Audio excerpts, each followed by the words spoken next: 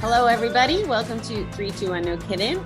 I am Bobby the Awesome, and I have a guest that can serve both audiences today that I'm excited to dig into. I have Miss Patty Stahl. Welcome to the shows, Patty. Well, thanks. I'm happy to be here. Me too. I'm not a parent, but your topic, I think, will impact a lot of parents out there. So before we dig in, would you mind just giving a nice introduction? Share a little about yourself, please. Sure. Well, I live in Dallas. I have been a therapist for over 40 years, working with adults. And the book that I've written is about bullying because one of my sons was bullied when he was a boy, and they're now in their 30s. So that was really my inspiration, seeing what he went through as a victim of bullying. It's pretty difficult. It's hard for parents to see it because you feel kind of powerless. Can't get in there and stop it, really. Yeah, I didn't realize your son was the inspiration. So you're saying they're in their 30s and this was younger. So it's not like bullying's a new event. This is something that's been going on a really long time. Yeah, unfortunately. But in the old days, if someone was bullied, the response was, well, boys will be boys, right? Mm-hmm. Or girls just act like that at this age. But now things are changing. People are becoming a whole lot more sensitive to the subject of bullying and the repercussions of bullying. And, there's been a lot in the news about these school shootings where I think it's 75% of kids who do school shootings say that they were bullied or are known to have been bullied. And then also the suicides that come from being so devastated by being bullied. So it's a serious problem, and it's finally getting recognition the last few years, I'd say. Probably because of the shootings, like you pointed out, and things like that, unfortunately. I don't use the H word, the hate word, too often, but I hate that some of these things take as long as they do, or that not everyone is as passionate about it as we can be. So can you start us on the ground floor and share with us, like, what is the definition of bullying, or what could you give us some examples, or what could that look like as a regular? And then we'll dig a little deeper into maybe some signs for parents. Yeah, well, bullying can take lots of forms. It can be physical, where the child is actually beaten up or tripped or kicked. It can be emotional, where they're called names or teased about something. Or it can be kind of social, which happens a lot with girls, where all of a sudden you're being ignored or there are rumors started about you, that kind of thing. So it really can take lots of different forms. Am I right in my thinking that, is bullying about power, or is it about the bullier not having like self-esteem and just having their own struggles? Like, do you know what the causes are, or are you seeing patterns? Yeah, both, I would say. There are some kids who bully who are the most popular kids, and they're trying to entertain everybody and keep their popularity that way. And so finding a victim that they can victimize in order to get laughs is a powerful thing for them. And it keeps them in power, in a sense. And then there are others, though there are lots of reasons. There are others who were bullied by someone else, and so now they're bullying. I'm trying to think. I think it was Tyra Banks who said that she was bullied by her brother really badly at home. So then she became a school bully before she then reverted to being bullied by the other kids. So it's interesting how kids can switch back and forth in their roles between being the bully and being bullied. So some kids have been bullied. Some kids see bullying going on at home between their parents or between other people who they're living with. Some of them are just feeling really insecure, and so they need to find someone they can feel more powerful than. It's funny, and sometimes there's jealousy. That's another thing, which is interesting. But the other day I had a client come in and she said, I ran into this guy the other day and he used to bully me so badly when I was growing up. She's now in her 50s. And she said she ran into him for the first time, and it had really been something that was difficult for her at the time. And he said to her, I am really sorry the way I used to tease you and bully you. I had such a crush on you and I didn't know how to tell you. So that was his explanation for bullying. He wanted contact with her, and that was all he could think of. So there are lots of different reasons. And I think it's really important for kids who are being bullied to know that. It's not that they're being bullied because there's something wrong with them. You have to think about the fact that the bully, him or herself, is also a person who's having problems. Oh, that's true with everything nowadays. Just understanding there's a lot more than meets the eye, for sure. I love that you told that story with your client, because I got an email like that, a Facebook message within the last decade or so from somebody in high school. Not that the crushing part, but the apology all the years later. So I almost wonder, is it my first assumption would be that it's a kid's thing, a maturity thing, maybe. If people grow up and apologize. But I've seen workplace bullying too, which is starting to be on the radar a little. Do you have any feedback about that? Are you seeing that? Is that something you talk about in your practice, the workplace part of it? I don't. I really haven't dealt with that much. But what's interesting, you're talking about the apologies. What the research is showing is that it can be as difficult for the bullier and for the bystander who doesn't intervene as it is for the person who's being bullied, because they feel so much guilt for not intervening or for being the bully. And so that there can be guilt and shame in any of those roles, bystander, bully, or bullied. You can't win in that situation. Yeah, it's kind of crazy. So part of what caught my interest as far as talking from the 3-2-1 perspective, the gambling and addiction part, and I know addiction is not necessarily your arena, but hearing you talk, my first impression was, I believe that addiction is caused by unresolved trauma and issues. Like, that's just what I've come to believe through my journey. I don't know if it's right or wrong. It's just what I believe, and it's how my recovery has been more successful than when I didn't go backwards to go forwards. So do you see parallels with either the parents at home, maybe with addiction stuff, and then the children are bullies? Or do you see bullied children then leaning to addiction? Like, do you see any correlation from your experience? I'll tell you, one of the main consequences of being bullied is social anxiety as an adult. Okay. So social anxiety means that people are really afraid of being judged negatively, not getting people's approval. So what happens is they begin avoiding situations where somebody might think something bad about them. And one of the ways that they're able to get themselves into some of these situations is by drinking or by drugging. So then that sort of bolsters them enough. I mean, we call that safety behaviors, because avoidance is a big deal with social anxiety.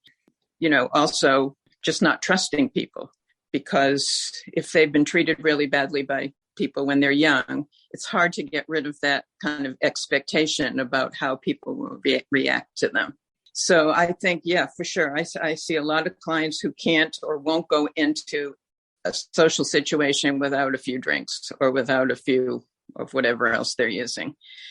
When I was thinking about the gambling connection, after we talked some, and I was thinking, one of the things that I learned from researching all these celebrities, we'll talk about that later, I guess, but one of the silver linings that a lot of them claim to have gotten from being bullied is that their motivation and their drive to show their bullies that they were special or that they could succeed worked for them in a sense. So something I was thinking about with regard to the gambling was that you become a winner, or your hope is that you're going to become a winner, right? And that you can show people, I'm worth more than you thought I was, not monetarily, but I'm a success. And I'm wondering about that connection. Well, as you're speaking, and the word that keeps showing up in my head is ego.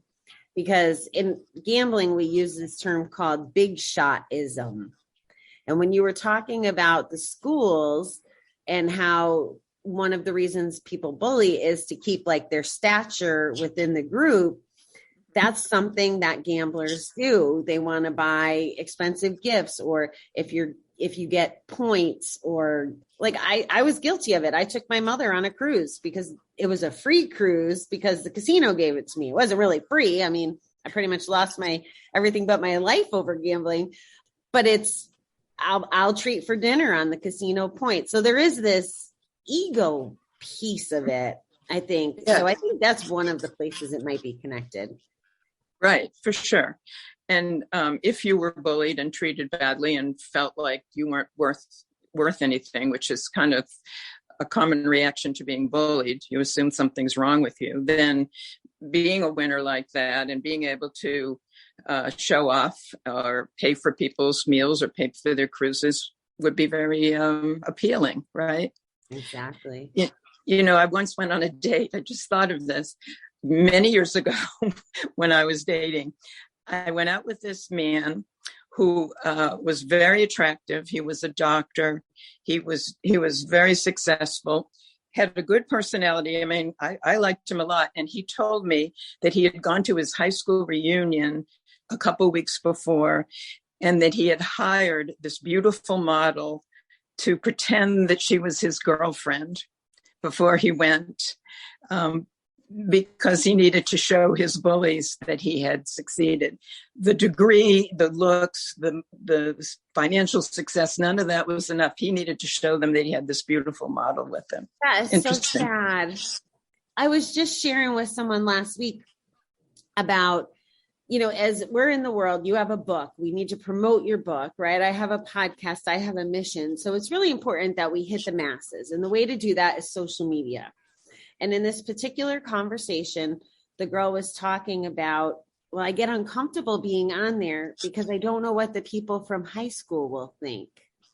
Like 8 or 10 years removed. She's like, well, my high school friends, I was like, they're probably thinking, and like we talked about being vulnerable, they're thinking and feeling the same things you are. The problem is you don't find out until you go to the reunion and you actually have those conversations. Like I went to mine and I remember always dreaming, I'm going to show up in my 18-wheeler because I used to drive truck. I'm going to show up in my black Peterbilt and blah, blah, blah. And that was for my 10 year, but we never had one. But then my 20 year, by then we're all a little bit more seasoned. And it was like, almost like unconditional love. Once you talked about it, you realize that everybody is coming from the same place. Everybody had hurts. Maybe it's because they were the bullier or the bullyee, or maybe because of what's happening at home. But like, we're all the same when it comes to, we all have issues. Exactly. And that's so important. And that's something people with social anxiety just don't see. Their assumption is that they have to be perfect in order to be acceptable to others. And so that's one of the main things that I work on in my practice, is helping them allow themselves to be human. And the interesting thing is that research shows that that's what attracts people to you, is you're sharing things about yourself and allowing people to see that you're human, because they're human and they don't feel comfortable if you're not human. So that's a big thing for, let me just tell you about this study that I think is so interesting. This psychologist had his, he had this waiting room, and he had subjects in the waiting room. And then he had some of his colleagues, one by one, walk into the waiting room as if they were going to be seen by this doctor. So they had the first one walk in, a woman, and she was all put together. Everything was perfect. Her makeup, her clothes, she looked so together. And she walked over and she sat down.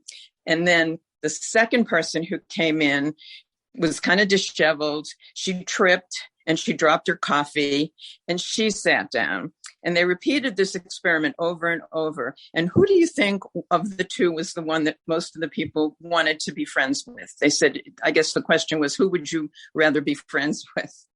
Well, I would want to be with the coffee lady, because the other one would intimidate me. Exactly. And that's what happened. That's the one that people chose. And yet, if you asked someone, what do you think would make people like you? Oftentimes they think, well, I have to look perfect and I have to act perfect. So it's kind of interesting.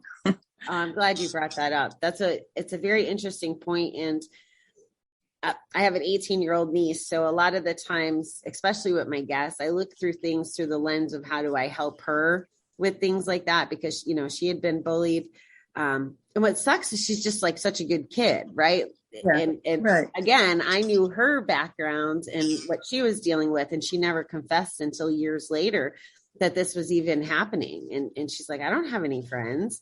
And I'm like, well, this doesn't make any sense. You have a great, even taking off the family lens, you're pretty, you're sweet, you're helpful. And she developed the anxiety where she couldn't even order food at a restaurant.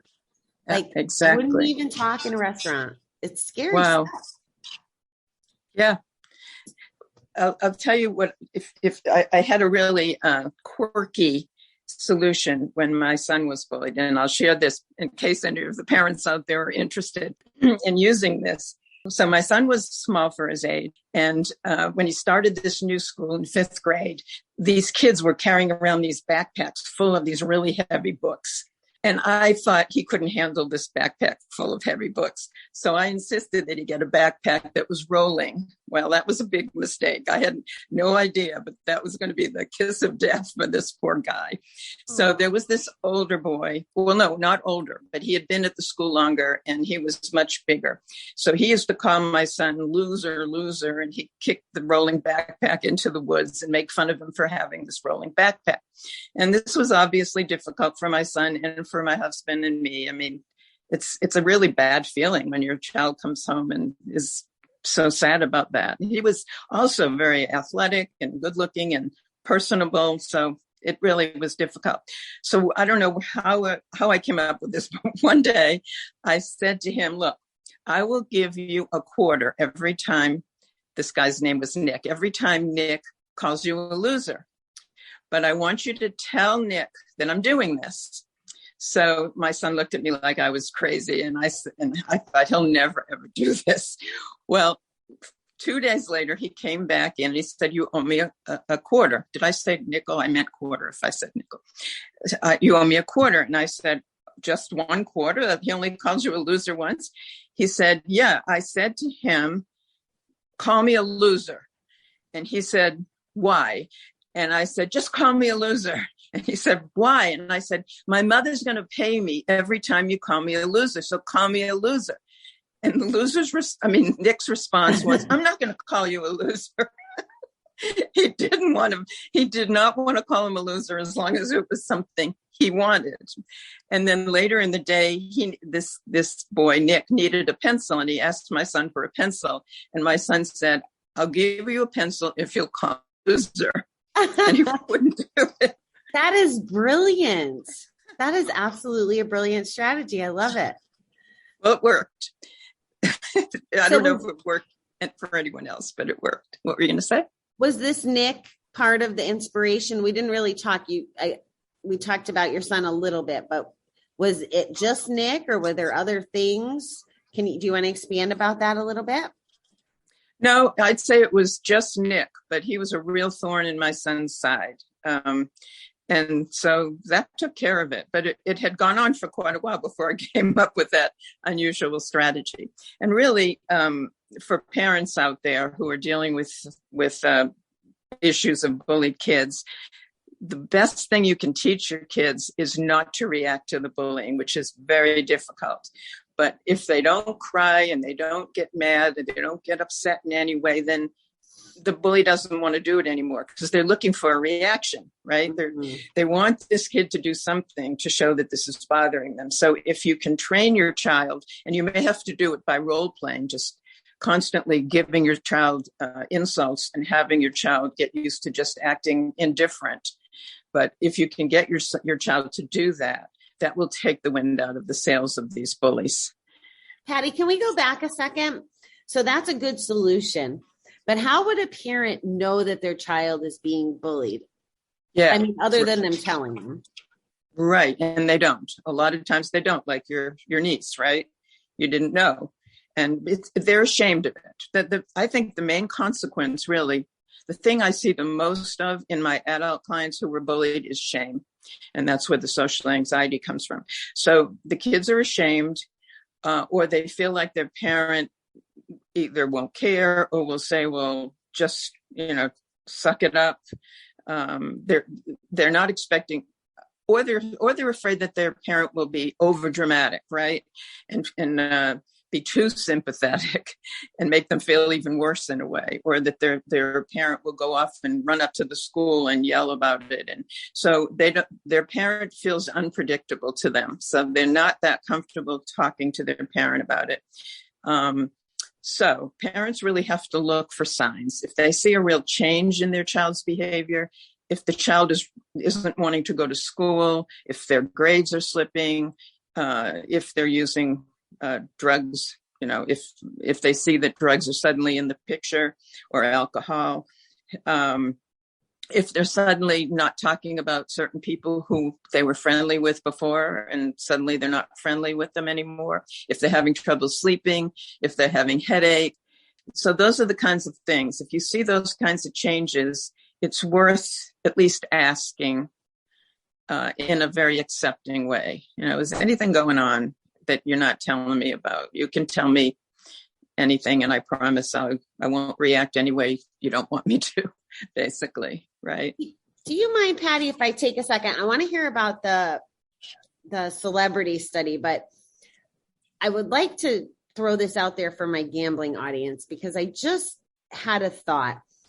Yeah. Another one of my fundamental beliefs is that instead of thinking when we quit gambling or addiction or whatever we're quitting or getting out of our life, instead of thinking of it as a loss, like the casinos were my first boyfriend, my first love.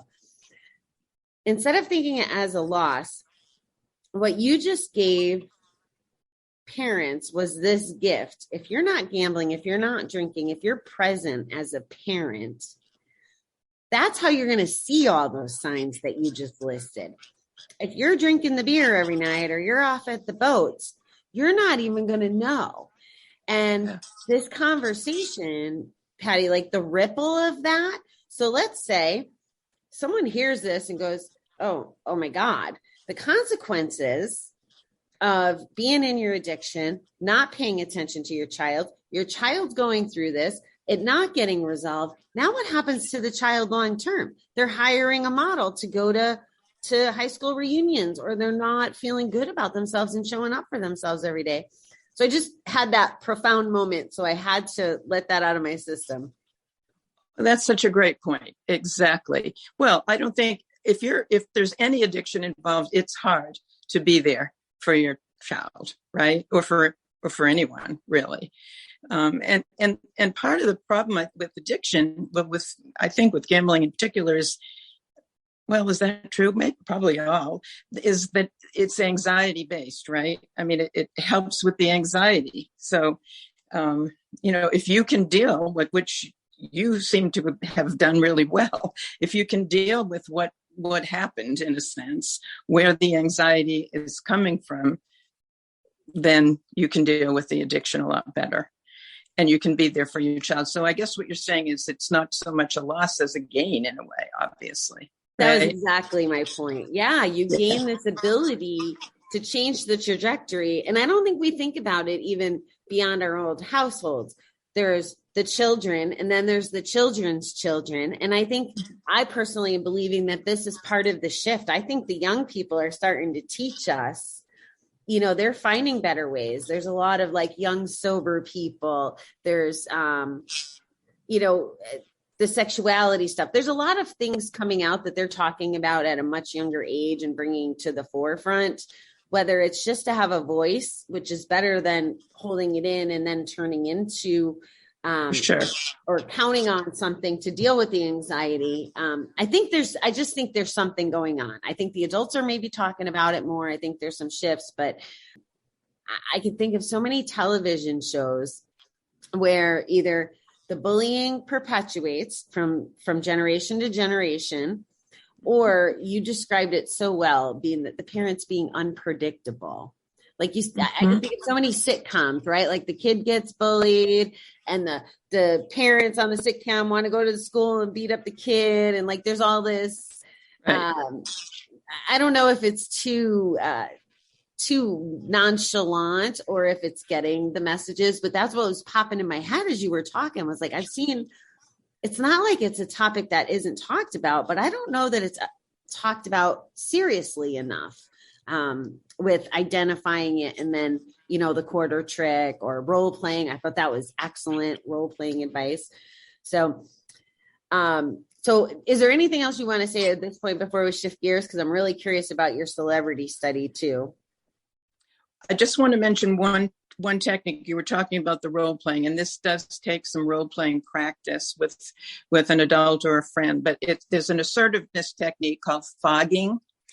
And what it is if someone criticizes you, you agree with the part of the criticism that is true.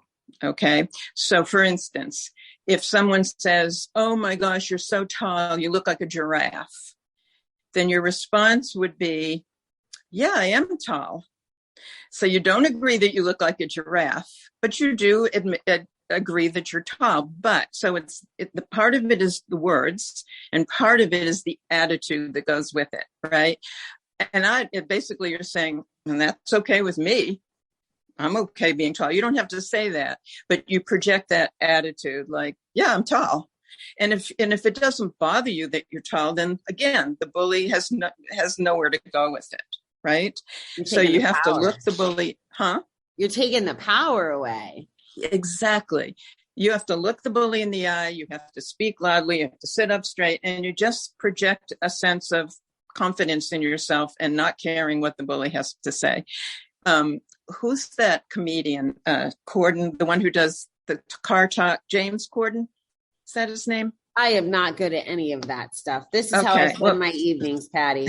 This is my socialization. Okay. I think it's James Corden, but he had a really good comment. He said, confidence is kryptonite to bullies. Ooh, I like that. Isn't that good? Yeah. So fake it till you make it. Pretend that inside it's probably really hurting. But if you don't let the bully know that, you're way, way ahead of the game. So I just wanted to throw that in because I think that technique is wonderful. So you don't know this about me, but one of my favorite people in the whole world is Grant Cardone.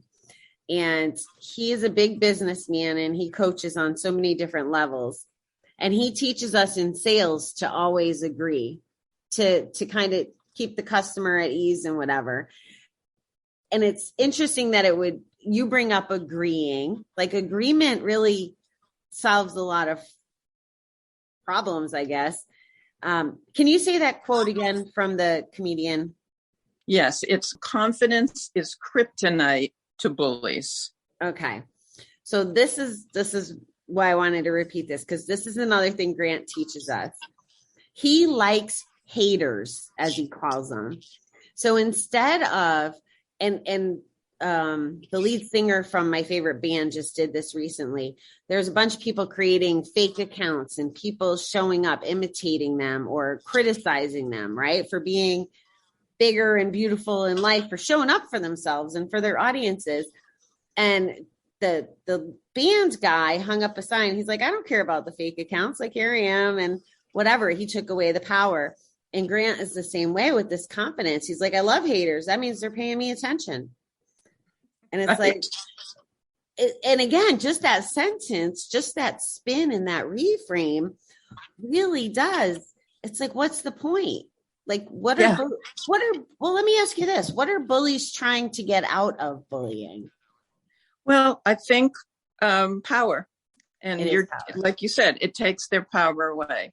One thing that some people use is humor. So, "Boy, you're so tall, you look like a giraffe." "Oh, thanks for noticing." Or Kindness. Some people will say something like, "Oh, well," if they say, "Well, those shoes are stupid," or something, then you can say back, "Oh, I like your shoes." Yeah. And again, what does the bully do with that, right? So I love it. Yeah. So instead of going against the force, I guess you just kind of, I don't know. There's some analogy there that I'm missing. But, yeah. I get what you're saying. It does. I think you were probably even getting into physics there for a minute, but I get your point. Like, It's automatic defeat if you're not sparking the fire. That's what I think we're doing, putting gasoline on the fire. Your book, can you give us an overview of your book? Like, who's your audience for your book, or what are they going to get? What are they going to learn from you? Well, it's a book for kids and teens who are being bullied, and obviously for their parents, because their parents have to choose it for the kids. And first of all, it gives stories of more than 60 celebrities from, all kinds of fields. I didn't want to just make it entertainment. It's entertainment and sports and politics. And there's a polar explorer in there. And they all talk about the fact that they were bullied and what they did to deal with it. And I think it's just something that kids need because, again, they feel so weird, right? They feel like something's wrong with them if they're getting bullied. And if they learn that their heroes were bullied, it just normalizes the whole thing. I mean, Beyonce was bullied and told that she was ugly and stupid. Elon Musk was bullied so badly he had to be hospitalized. I mean, it goes on and on. So Eminem was bullied so badly that he got a concussion. So when they hear that these people they think are too cool to be bullied were actually bullied, I think that's the message I want to get across. And the other message, well, there are a few messages, but the one I think is so important is that the things that a lot of these people were bullied for turn out to be the things that they become famous for.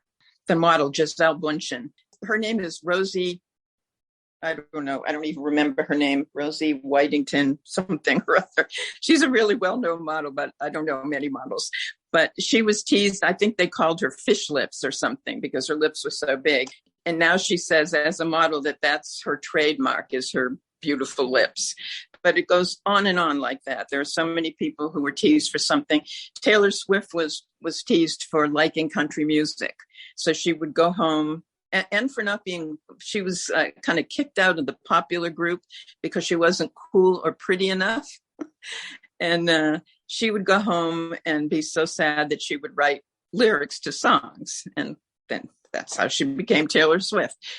So many examples. Michael Phelps, the Olympic swimmer, was teased for his long arms, which of course helped him so much with his swimming.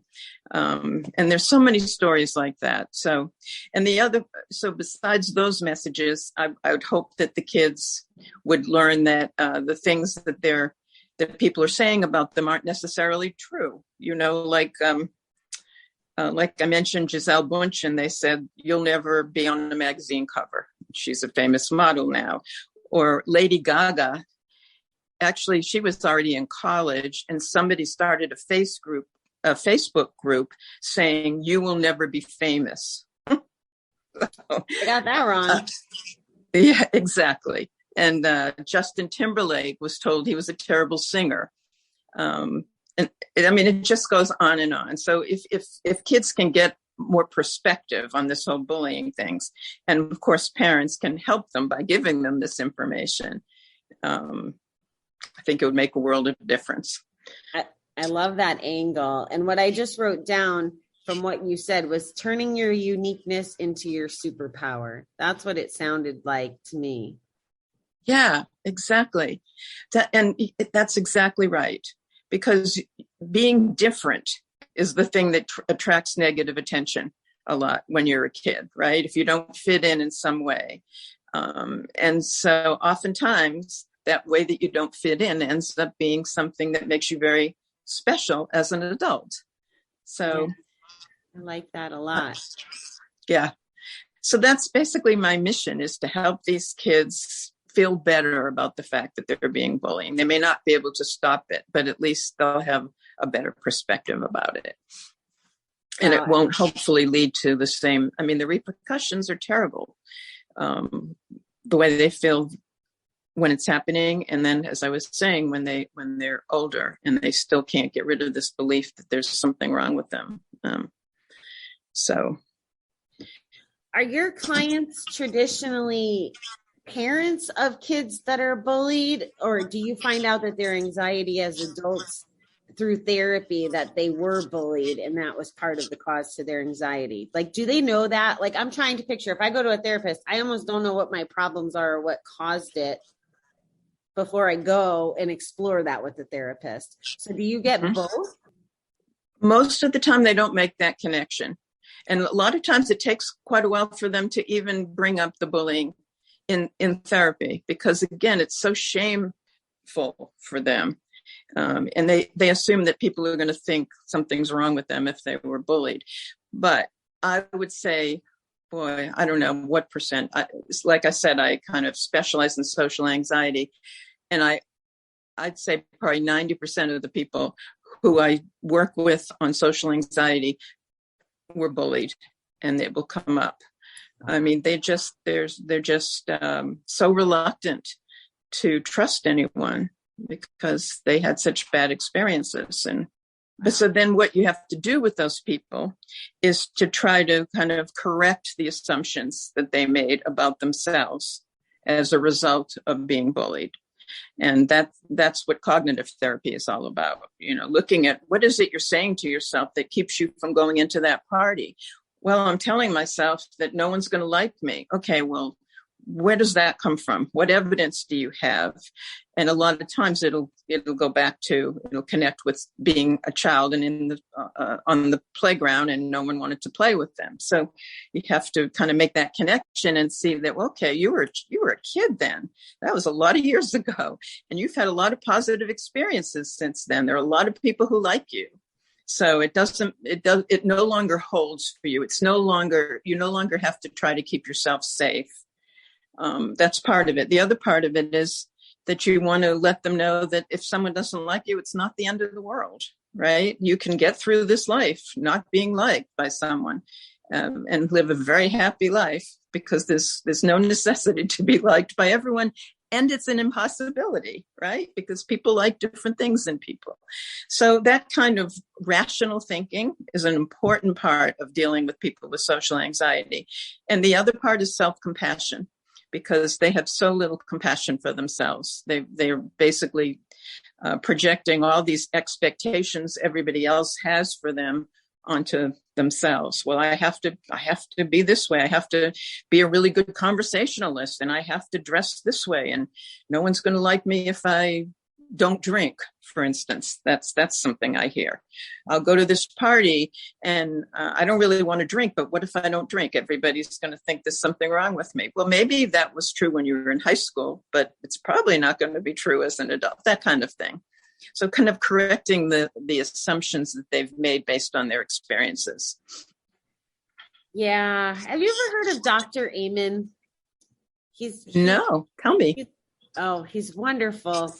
He created this culture of brain warriors, and his mission is to get everybody brain healthy. And he believes, as a psychologist, he's like, why are we the only doctors that don't look at the organ that we are treating, meaning the brain? So he does brain SPECT imaging and looks at all the athletes and the concussions and the addictions, and just done tons of research on it. But he has these 4 questions, and I don't remember them all, but you're saying them over and over again. So to change our thinking, he calls them ants, automatic negative thoughts. Ants. Yes. So the first 2 questions are, is it true? The second question is it absolutely true? So, and that's what you keep saying, as an adult, if I don't drink at this party, is it really true that people are going to be looking at me? Here's what I've learned about my recovery, Patty. Mm-hmm. We are not as important as we think we are to other people. Oh, that's a big one. That's such an important thing to remember. Yeah. Probably no one's even going to notice whether you drink or not at the party. Right. And then the other thing is, even if they are judging me for not drinking, that's their problem. That doesn't have to be my problem. I'm comfortable with who I am. I'm not going to wake up with a hangover tomorrow. I'm not going to say something stupid because I'm loaded.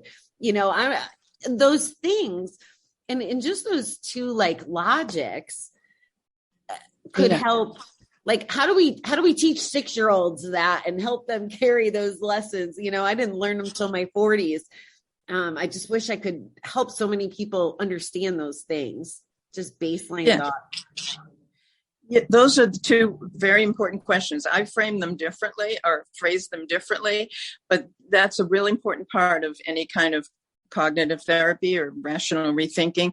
The first question is, how likely is this thing to happen that you're expecting, right? Whatever it may be, that people are going to judge me for not drinking. How likely is it? And then you go through certain questions like, well, has it happened before? Does it happen to other people? Have you seen other people get judged for not drinking? How often does it happen, et cetera, et cetera? And then you go in the other direction, because if people who are anxious, even if the answer is 1 in a million, they're going to assume this is the 1 in a million time, right? So then you have to go in the other direction. Okay, let's say it's true. Let's say that they are judging you. What's the worst that could happen if someone judges you? And you can kind of go through that process of what the fantasy is, like, oh, they're all going to point and laugh or whatever. And then what's the reality if someone judges you? They might say, you're not drinking. I mean, and then the second important kind of sub question to that is, could you survive that, right? Could you survive it if somebody thought that you should be drinking and you're not? I mean, how important really is that? So yes, exactly. Those are such important questions. I think you can probably with kids, like you mentioned, a 6-year-old, probably I'd focus more on kind of self-esteem talk and on how to actually deal with the interaction with the bully. But as soon as I could, I would start talking about what you're talking about, the rational thinking. How likely is it? So what if it? And one thing I think is really helpful for people, because anxiety is all about what if, right? What if this happened? What if? So if you can, in your head, when you hear yourself saying what if, cross it out in your mind and change it to so what if, right? Ooh. You like that one? I do like that one. I do like that one. So what if? Somebody said something about worrying is praying for the worst result, right? Because you're always conscious of those what ifs, what ifs, what ifs. Well, you're basically asking the universe to deliver you the bad what ifs. Like, right. I went through this with my mom, like trying to teach her. I'm like, the universe can hear you. Like, stop saying, because she, the catastrophizing of right. This stuff. And it's like, no. If you're saying it out loud, you're asking for it. I mean, that's a whole different topic, but the what if, I love that. Okay. So what if? Yeah. Beautiful. Right. What if that person thinks that's something wrong with me because I'm not drinking, thinks I'm not fun? So what if they think that? Or it's all about the what if with anxiety, really. Yeah. Well, the truth and your question was, how did you ask your question? I'm sorry. The giraffe one is what, when you said the agreeing with the true. So like, if you really just break down, am I really a giraffe? Or, like, what if I was a giraffe? Like, that's not even logical. You can't even draw any rhyme or reason to that. So your strategy is amazing. I love it. Yeah. Good. Is there anything that I did not cover that you would like to cover? No, I think we touched on the bullying and the social anxiety. The book is called From Loser to Legend, How 60 plus celebrities survived and thrived after bullying. And it has strategies and advice, like I said, plus, advice from me as a therapist. No, I think you're a great interviewer. Oh, thank you. I told you it was just a conversation. We're here to have fun. And this is a mindset thing, right? My role is to make my guests feel comfortable so that they can share their superpowers. So that's all. I'm just a facilitator, and I was happy to share you with the world. Thank you. You're more than a facilitator, though. You have a lot of good thoughts and information. So that's my opinion. I appreciate that. That's a big compliment, especially because we're talking a lot about parental stuff and I don't have kids. So I try to be really mindful of the lens I look at that through. But all right. Yeah. Well, we will make sure I got a QR code. And now that you shared the name of the book, teachers out there, if you want to buy a copy and share it with your class, I think that's all right too. I'm good with that. So we'll plant that seed. I have a cousin in Colorado that's a teacher. I'm going to tell her to get it. Thanks. So thank you for what Thanks. you're doing with the world, Patty. I really appreciate it. And thank you for what you're doing as well. Thank Nice you. talking to you. You too.